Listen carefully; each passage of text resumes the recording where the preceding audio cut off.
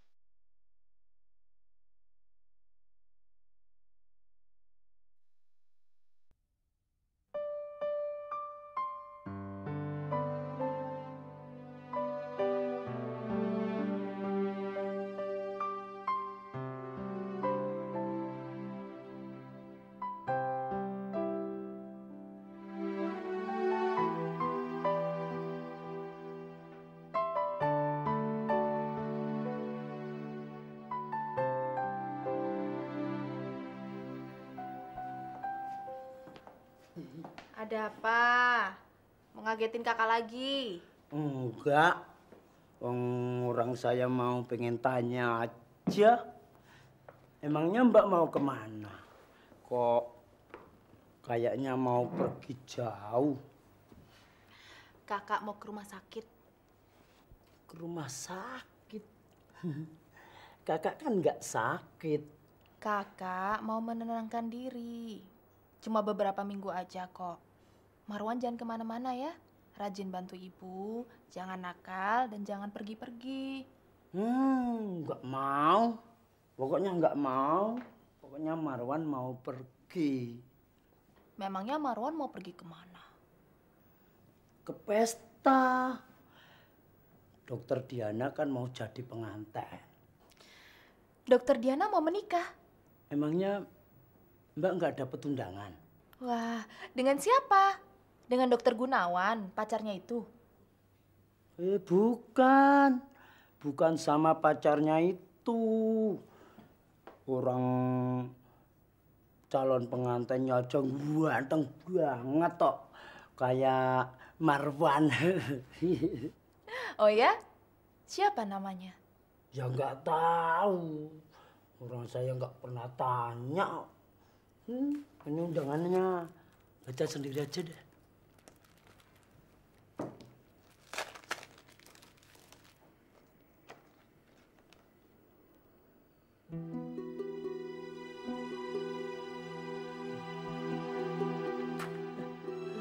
Mbak, Mbak, Mbak, Mbak, Mbak, Mbak.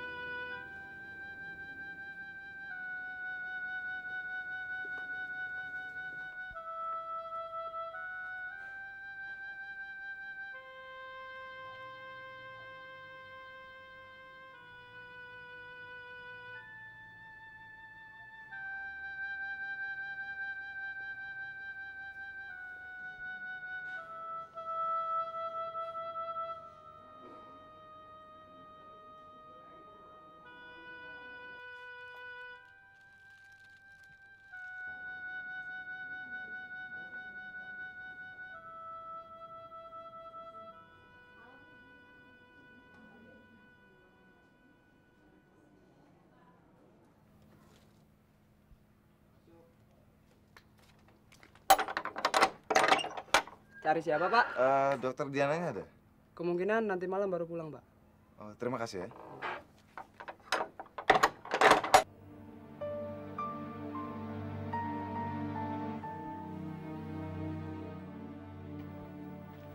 Selamat siang, Dok. Ini laporannya, Dok. Tampaknya pasien mengalami tekanan mental yang sangat berat, Dok. Ya, jantung dan tekanan darahnya masih normal. Tapi Dok, pasien siuman.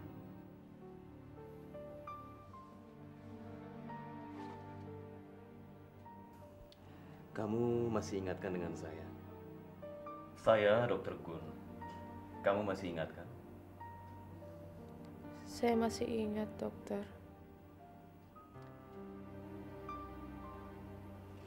Dokter kan seharusnya tidak ada di sini. Pastinya dokter jadi pengantin. Sudahlah. Kita bicarakan dulu mengenai penyakit kamu ya. Dokter tidak hadir dalam pernikahan mereka. Sudahlah. Kamu jangan pikirkan itu dulu. Saya sudah periksa catatan medis kamu.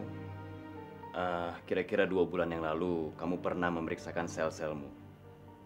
Dan tentunya kamu tahu kan hasilnya. Bahkan dokter kandungan sudah berulang kali memeriksa kamu. Tapi, kenapa kamu senekat itu? Kamu harus tahu, sekarang kandunganmu sudah mulai mengecil. Itu karena kanker lebih kuat daripada janinmu. Kemungkinan besar kamu bisa keguguran. Karena janinmu nggak cukup kuat untuk... Pertahankan anak ini, dokter. Pertahankan anak ini. Anak ini harus hidup.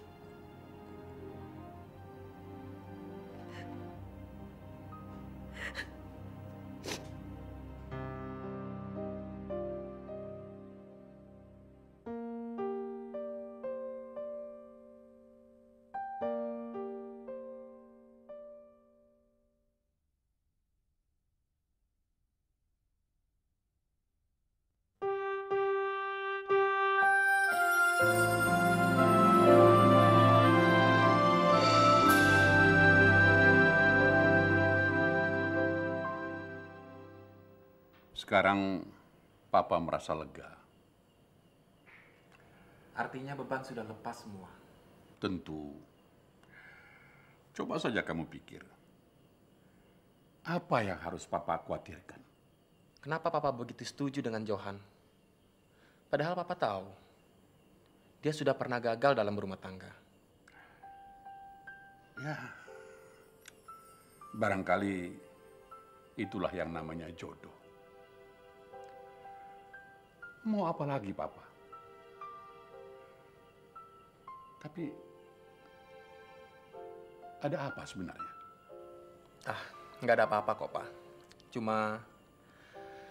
Masalahnya cuma ketika bertemu Johan, entah kenapa tiba-tiba saya seperti mengenalnya. Tapi saya lupa kapan. Juga saya jadi teringat pada pasien saya, wanita muda, menderita kanker payudara, tapi nekat hamil. Memangnya penderita kanker boleh hamil. Keputusannya itulah, Pak, yang membuat saya kasihan. Dia ingin melahirkan demi cintanya yang begitu besar pada suaminya. Wanita tolol. Ada kaitannya dengan Dokter Johan? Entahlah, Pak. Saya pun lupa. Tapi saya jadi ingin ketemu wanita itu. Di mana dia tinggal? Di sini, di kota ini. Kamu ingin mencarinya? Mau mencari di mana? Di rumah-rumah. Kota ini kan luas. Berpuluh ribu wanita muda ada di kota ini. Bagaimana kamu bisa menemukannya?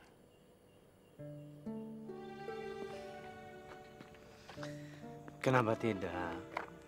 Cinta adalah nafas dan fondasi bagi rumah tangga kita. Entahlah, Jo. Saya takut kita nggak bisa selamanya berdua. Makanya saya nggak berani berharap banyak. Kebahagiaan itu milik kita, Diana. Benarkah? Benar kebahagiaan itu akan jadi milik saya?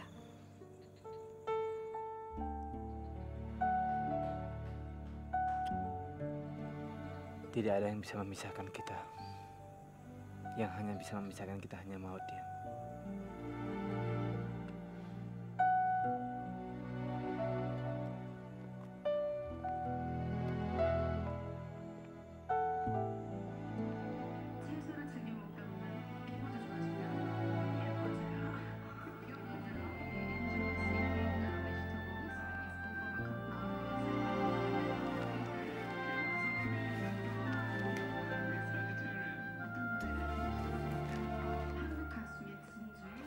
Nungguin Diana pulang ya, Pak?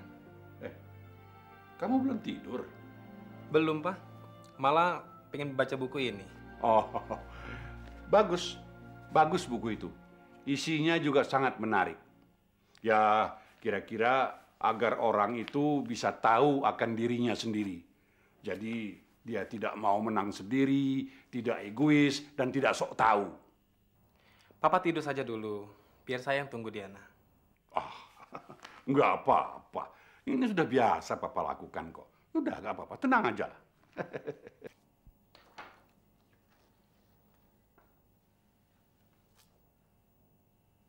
Kenapa foto ini ada di sini, Pak? Loh, kenapa jadi heran? Itu kan istrinya Dokter Johan. Diana pernah merawatnya. Kenapa jadi aneh? Pak, wanita muda inilah yang kita bicarakan itu.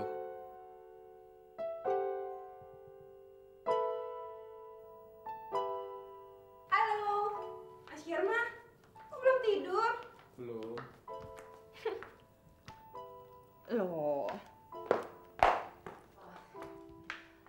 Papa kok belum tidur? Lagi diskusi ya sama Mas Yerma? Ah, enggak. Ini cuma jadi bodyguardnya Papa. Habis kamu belum pulang. Papa jadi kesepian. Kalau satu bodyguard aja kurang, Pak. Jangan takut. Nanti saya mau datengin 10 bodyguard yang badannya lebih besar daripada Mas Yerma.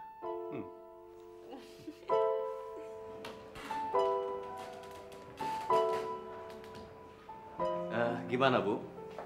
Sama saja, Dok. Dia masih belum mau bicara. Tapi saya sudah berusaha. Mari, Dok. Ya.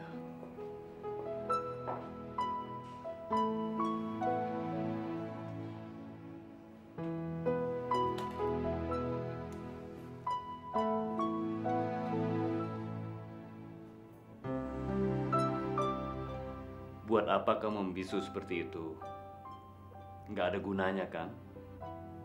Malahan akan membuat pikiran kamu makin berat. Di sini kami cuma bisa menolong. Sekarang berat janinmu sudah melampaui 1,5 kilo.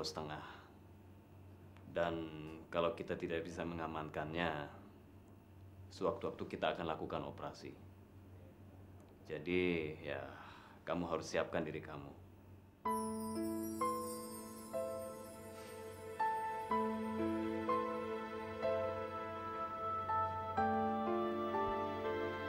Dokter, terima kasih dokter. Dokter baik sekali. Dokter mau kan menemani saya? Kamu mau saya ceritakan hal-hal yang menarik atau yang lucu?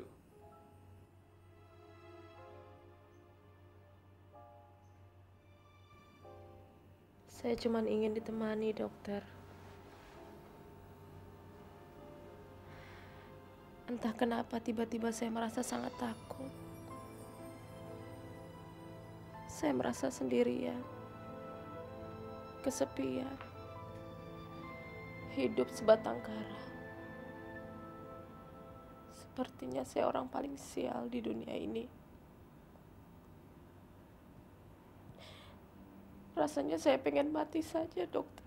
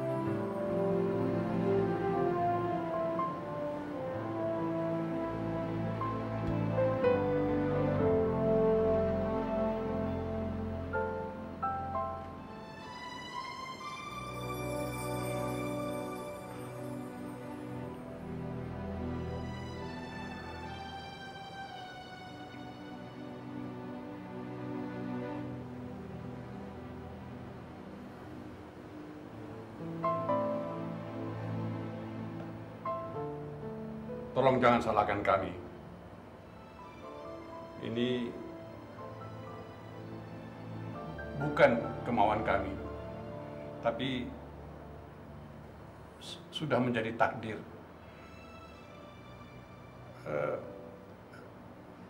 Anak gadis kami bertemu dengan bekas suamimu.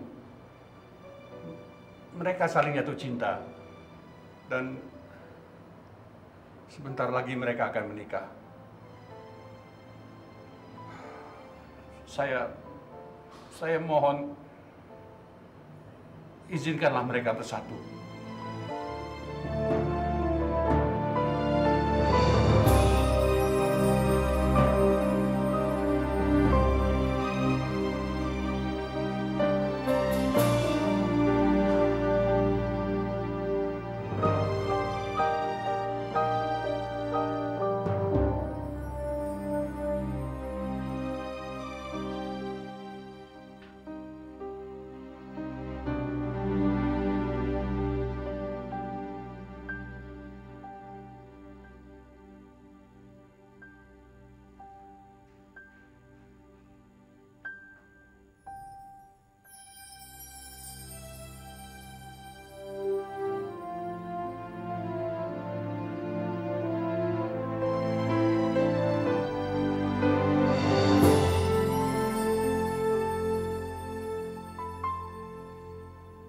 Terima kasih, Dok.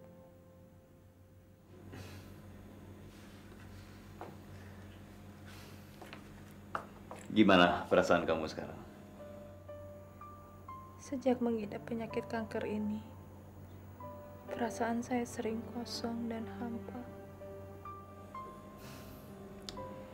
Itu sebabnya kamu nekat mengandung. Apa karena cinta kamu yang begitu besar kepada Rasta? Ini bukan anak Rasta. Ini bukan anak Rasta. Ini anak Johan. Ini benih cinta kami berdua. Maksudmu? Aku tidak pernah mencintai orang lain. Cinta dan diriku hanya milik Johan. Seumur hidupku, bayi dalam kandunganku ini adalah bukti cinta kami berdua. Apa ini semua hanya sandiwara?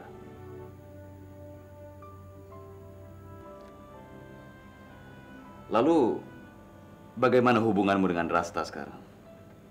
Ya Allah,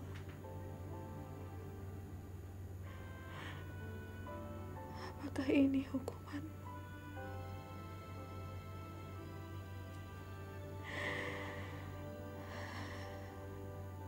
Semua ini salahku. Semua ini ulahku. Aku yang merekayasanya.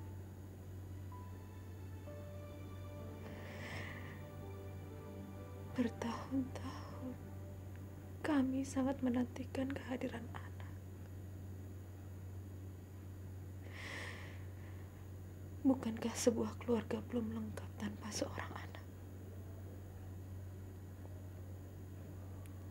Dan ketika dokter memberitahu aku bahwa aku mengandung,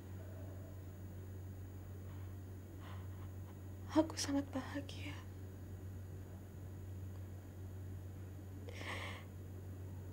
Tidak terbayang perasaanku waktu itu.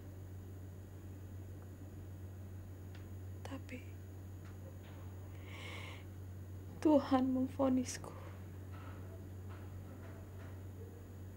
aku mengidap penyakit kanker. Dan kandunganku harus digugurkan.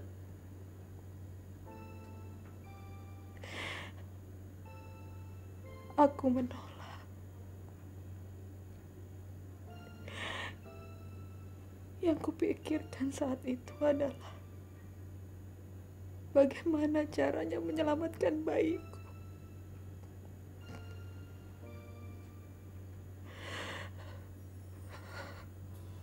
Jadi, jika Johan tahu aku mempertaruhkan nyawaku untuk bayi ini, dia pasti tidak mengizinkan. Maka aku pura-pura mencintai Rasta. Johan pun cemburu. Dan akhirnya kami berpisah. gila. Kamu benar-benar nekat.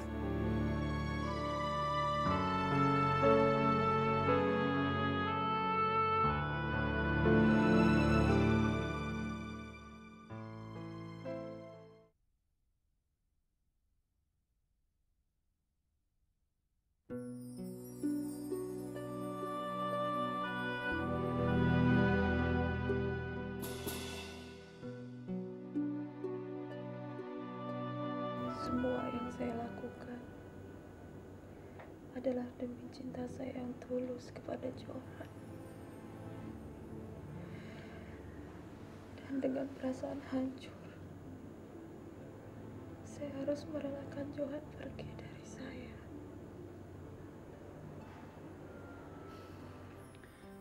Lalu, untuk apa kamu datang kemari? Kamu mau mencarinya? Atau memang kamu mau menuntutnya? Saya tidak tahu kalau Johan ada di kota ini. Semula saya datang ke sini untuk berobat.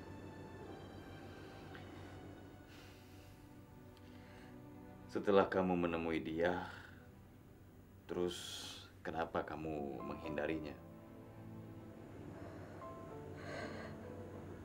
Itu harus saya lakukan. Harus. Johan tidak boleh tahu kalau saya mengidap penyakit kanker. Johan tidak boleh tahu kalau semua ini adalah kebodohan saya. Tolong dokter, Tolong, jangan beritahu Johan tentang semua ini. Biarkan dia bahagia bersama Dokter Diana.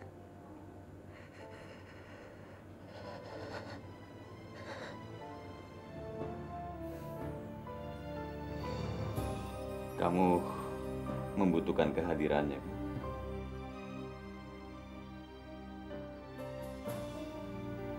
Ya, pasti.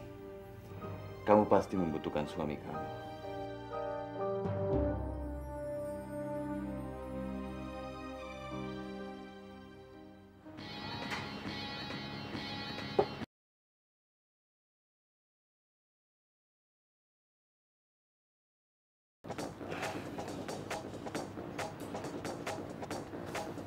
Wow, ada angin apa dokter kesini? Ini merupakan suatu kehormatan besar. Seorang dokter yang sangat terkenal mau datang ke tempat seperti sekarang. Susan, kamu belum puas mempermainkan saya. Jangan mabuk sekarang, dokter.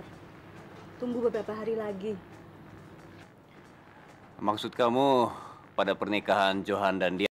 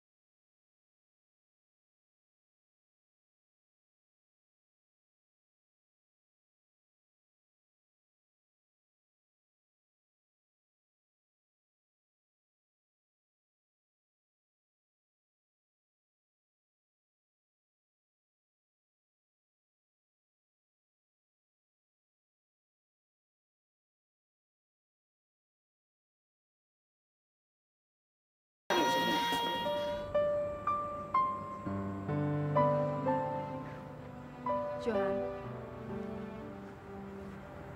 kamu sekarang harus memilih. Saya atau dia. Stella, kamu itu penyakitan. Harusnya kamu tahu diri dong. Dokter Diana, saya atau kamu yang harus tahu diri? Johan, sekarang kamu harus pilih. Dia atau saya?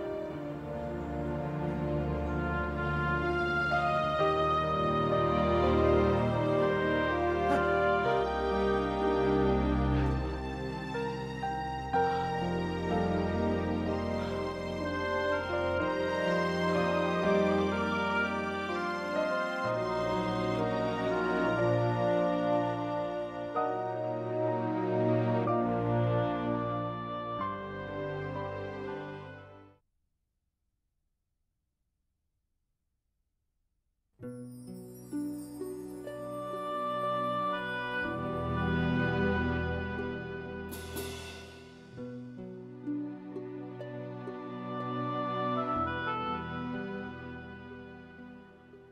Allah, berdosakah saya menikahkan putri saya di saat seorang wanita sedang bertarung dengan maut saat ini?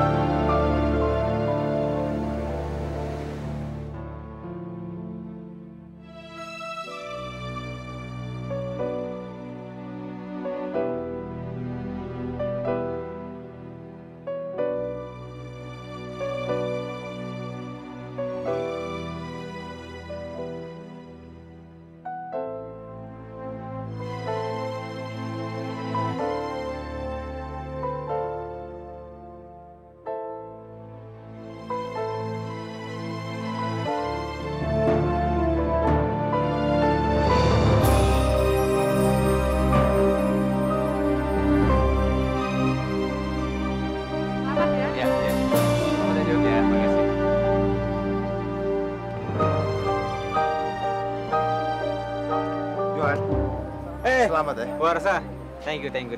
Saya senang kamu datang. Tapi saya rasa kehadiran saya di sini tidak memberimu kebahagiaan. Buku harian kakak saya sudah saya baca. Isinya... Warsa, saat ini saya tidak ingin mendengar apa-apa.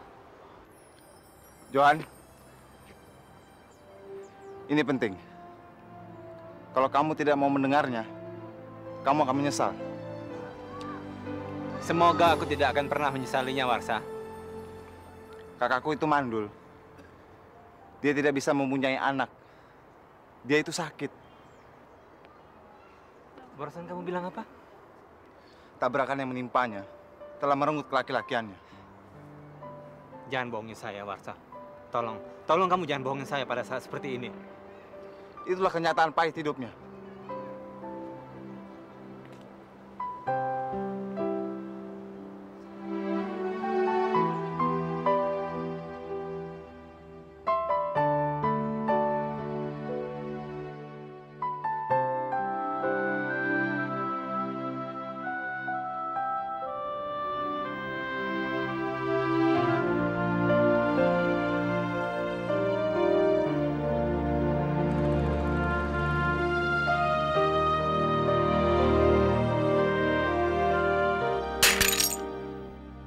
Maafkan Papa, nak. Ini terpaksa Papa katakan demi untuk kebahagiaanmu juga. Kebahagiaan? Papa bilang ini adalah kebahagiaan. Sekarang Papa lihat saya. Papa sudah menghancurkan semuanya. Jangan bilang begitu, nak. Ada seseorang yang lebih menderita daripada kamu. Dia saat ini sedang berjuang melawan sel-sel kanker yang menggerogoti tubuhnya. Dia juga sedang berjuang untuk menyelamatkan anaknya. Kenapa Papa harus ungkapkan sekarang? Kenapa, Pak? Papa ingin menyelamatkanmu, nak, sebelum segalanya terlambat.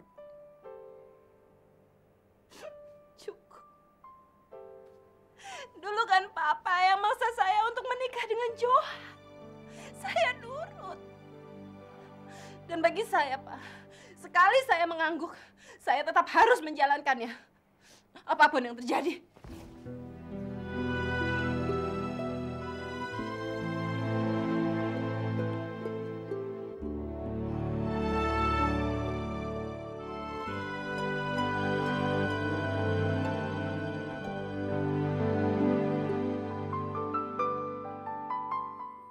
Anak dalam kandungan Stella itu pasti anakmu. Darah dagingmu.